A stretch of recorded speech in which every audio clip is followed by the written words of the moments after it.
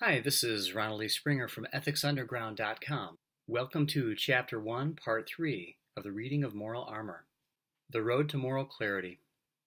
Moral courage has freed me, and now I want to make it possible for others to step out of their reach as well, and lose the fear of being judged. I want to wipe out the reasons that drive men and women to practice an insincerity that just leads to their own unhappiness. I want to see to it that they are no longer victims, and bring them to a level of confidence where they need no longer make victims of others in turn. It is time to set the moral standard for human action, to make explicit the nature of the motivations by which we all live.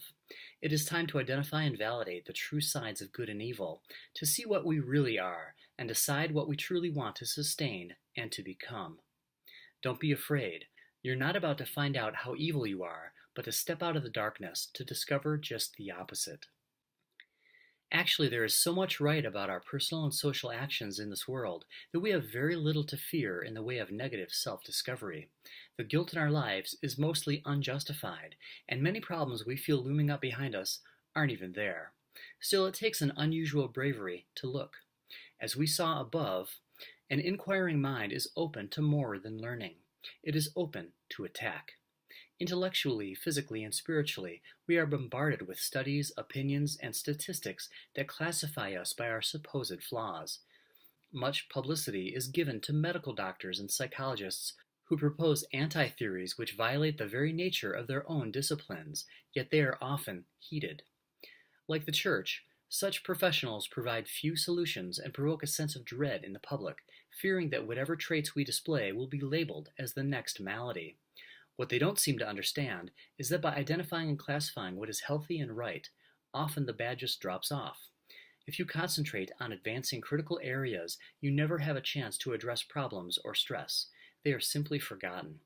We could kill thousands of man-hours analyzing every known subclassification of evil, nervously contemplating how we fit in, and still not understand what we should be doing. I'm not going to waste your time. If you can understand this, there is nothing essentially wrong with you. For most of us, moral confusion is like walking out of the house with messed up hair. Nothing is essentially missing. It's just humorously unkempt and needs to be straightened out. The actual purpose of morality has always been awry. When it is adjusted to its proper intent, everything else in life falls right into place. Morality doesn't start with a kind smile, a shared seat, or anything between men. It is not primarily social. Morality starts when you open your eyes, look at the magnificence of the world and say, "It is," and then get to work. Morality is not something you give homage to for a few hours on Sunday, then forget about while you're busy making a living.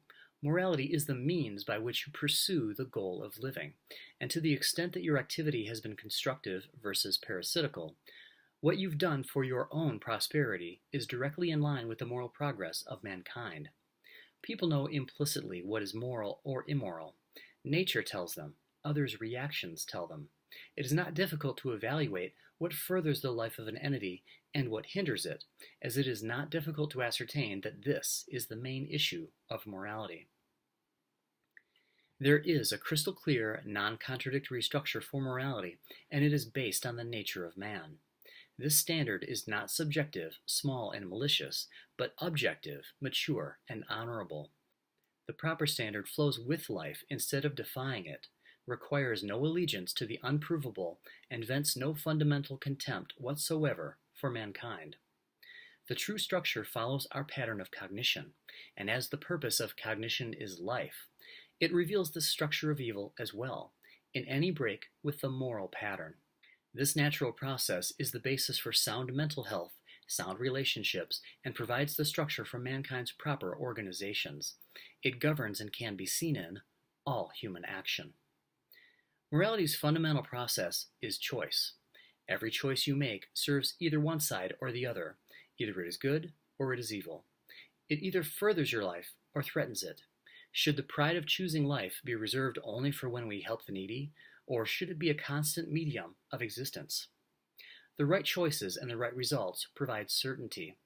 Do you ever wonder if you're good enough? Morally certain people don't have to wonder. Think you're a coward for being afraid of life sometimes? It is time to find out what cowardice really is. The correct standard returns morality to its proper function, that of a fascinating, constructive, life-shaping frame of reference, not a source of forbidding, dismal barriers. A morally clear mind is a stress-free mind, and we are going to clean house. We are going to check every premise that drives us as individuals, for that is what we act on, what we judge ourselves and others by, and ultimately what we create as a society.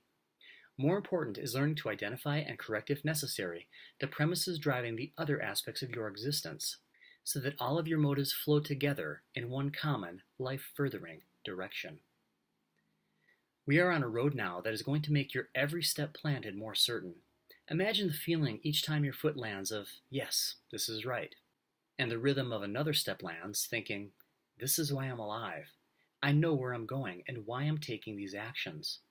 You turn into the wind's warmth, thinking, no rational doctrine would damn the motion of my body or the thoughts that drive them, for they are so clearly and effectively taken to further my life. With such a standard, moral confidence would become apparent in your every thought and in your every action, as soothing as you would gaze upon a sunset. When you look to nature, you will feel a special bond returning, a relationship you haven't felt since you were a child. This is Ronald E. Springer from ethicsunderground.com. Thanks for listening. See you on the next installment, Chapter 1, Part 4.